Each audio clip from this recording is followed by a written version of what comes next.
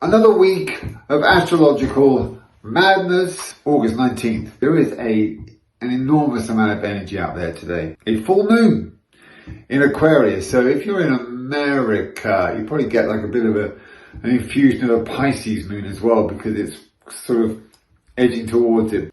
Let's just take the moon in and of itself is a humanitarian kind of healing type moon. So if you want to do good by your fellow man and woman, or you want to heal yourself or be good to yourself, Aquarian full moon, bam. The other aspect of the full moon is that it is pretty heavy energy for Aquarians and Leos who sit opposite Aquarius. So if you're an Aquarian or a Leo on Monday, indeed start the day with a little meditation, dear Aquarians and Leos. Might be a good way to commence the week. Now, what else is going on Monday? Saturn actually square Jupiter. Square is all about action. Saturn actually likes action. It likes to get things done. So in that respect, I always regard a square involving Saturn more positively than I would an opposition. When Saturn is in opposition, he's just a bad boy. So Saturn square Jupiter is kind of rock and roll. You can get so much done. You have luck on your side. You can sort of really just set to with the most difficult tasks to hand. All those tasks that you have been setting aside, sort of just nudging further forward in the calendar because you just couldn't face it. Well, because you're thinking, oh God, I can't face it, I can't do it, it's going to be a nightmare, something's going to go wrong. Got Jupiter on the side, so all tasks that have been put in the attic, stuck in the back pocket, or just set aside for a year or 10 years or decades, get them done today. Saturn, Jupiter, it's powerful, it's positive energy, it's kind of constructive energy. You just got to be disciplined, you've got to be switched on, you've got to be optimistic, and you've got to have a positive mindset. Utilize the energy of those two superpowers when they are kind of working in tandem. That's Monday, 19th of August. Tuesday, 20th of August. You've got free will. You can do what you want. You can plan, you can strategize, you can literally follow your diary for a day. Now, there's a number of astrologers who follow me, and thank you, by the way, for following me as a fellow astrologer. It's very sweet. And you make really insightful comments, and I appreciate it. One of which was that the energy of, say, Saturn and Jupiter was sort of influencing, like up to a point. You know, it was sort of in play. There's a thing called an orb. Some astrologers use an orb, ORB, up to 10 degrees. Now, I'm mentioning this now because when Mars was square Saturn is a good example, right? Mars was square Saturn. Now, the influence of Mars and Saturn square, it was getting stronger and stronger and stronger and stronger and stronger, and then boom. Now, I was aware of it. I'm ruled by Mars in Vedic astrology. I'll cover that one day. And so whenever Mars is, aspecting powerfully, boy, do I feel it, right? I didn't feel it at all until the day it was exact. And this is my point to everyone and my fellow astrologers, is that I believe that on a grander scale, on a kind of universal scale, in infrastructure-like scale, life will feel the influence of an impending aspect at 0 degrees. But as humans, as individuals, we never really truly feel the impact until boom, 0.0 degrees aspect, bam, you feel it on a grand scale. Up to that point, it's sort of there, the energy is there, but it's the day for me. Other astrologers actually work with 10-degree orbs, 3-degree orbs. For me, the real power of astrology is when it's exact. I'm a numbers geek. I'm obsessed with numbers, right? And when something is precise, that's when numbers absolutely nail it. They nail it. So I just wanted to say that. Mostly, that was a little sort of an astrological debate for all the other astrologers out there. Now, what's happening today? Free will day, exactly. So this day, Tuesday 20th, you can plan it. And on any given week, things often go awry. But if you need a day when you need things to go pretty much according to plan, well, plan it for Tuesday, because it should work in your favor. It's a moon in Pisces. It's now a waning moon, so it's not so powerful. So Pisces, you should be okay. Opposite Pisces is Virgo. But if you're feeling it a little bit, Virgos and Pisces, just step back off it a bit. Just take it easy for a day.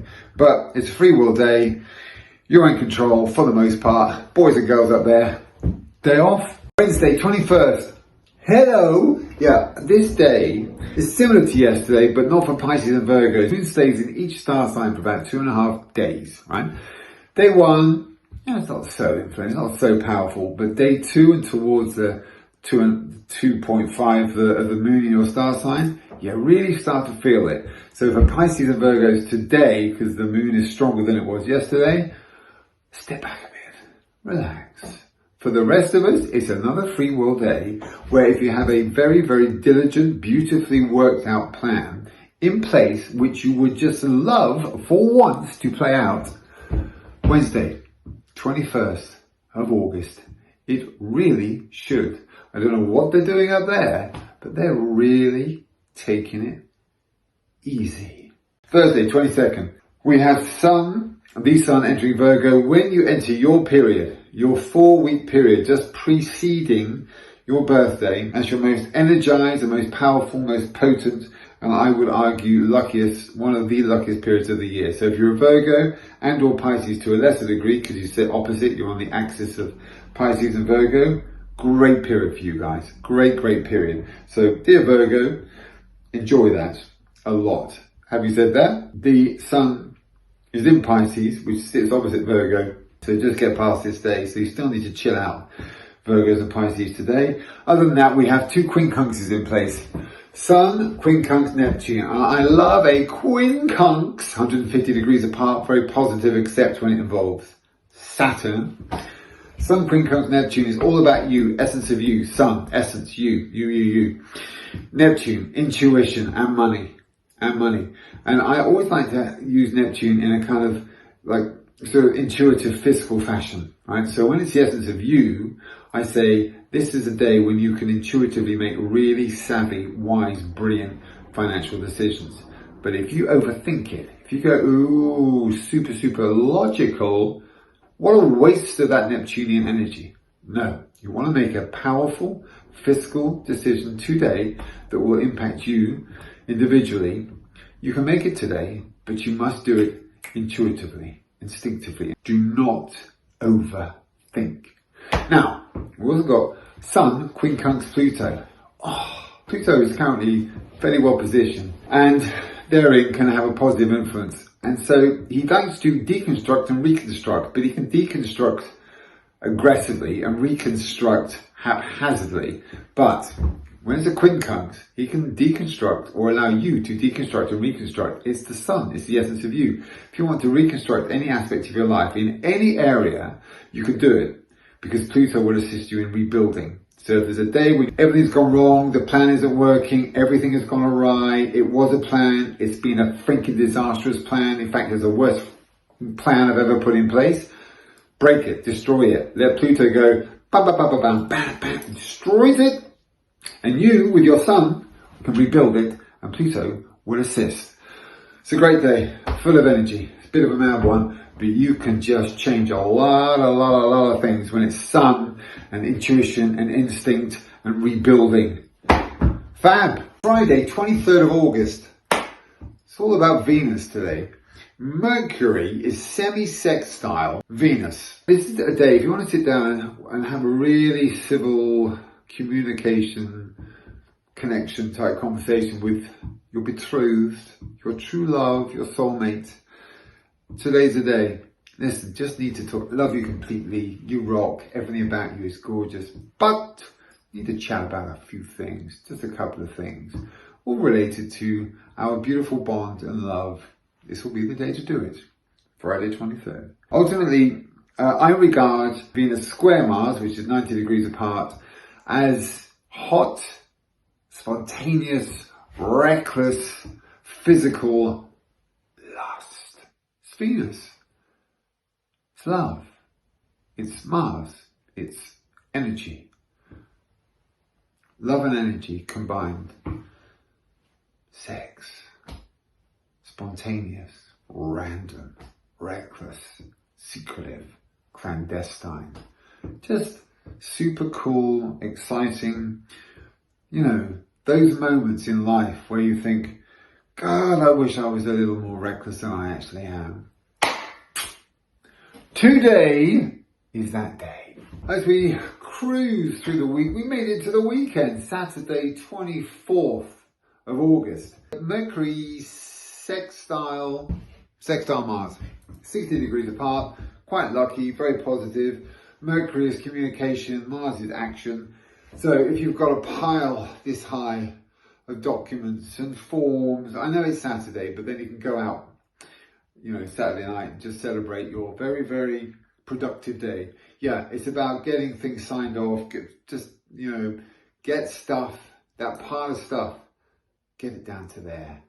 Sign this, do that, fill this out, do that. It's Mercury, communication, documentation, contracts, just, you know, all things communication. Get them done by harnessing and utilizing the positive energy of Mars, because it's a sextile, that's 60 degrees, and that's positive and quite lucky energy. So if you're planning to do nothing all day long, just lounge in the sun if it is sunny, and then drink a vat of vodka or something, you can, but you've wasted an opportunity to get that big pile of nonsense done. Now, something else going on today. Venus, quincunx, 150 degrees, positive. Chiron. Venus is love. Chiron is healing. And when I see these two together, I regard this particular Venus as self-love. Self-love is the key to life, the key to success, the key to everything, because then you're not defined by what someone says and or does, right? It's a journey, but we should all seek to achieve that. It's a magnificent place to find yourself. Ultimately, you just feel in an enlightened space. So when Chiron is quincunx Venus, or Venus is quincunx Chiron, it is actually a day to heal yourself.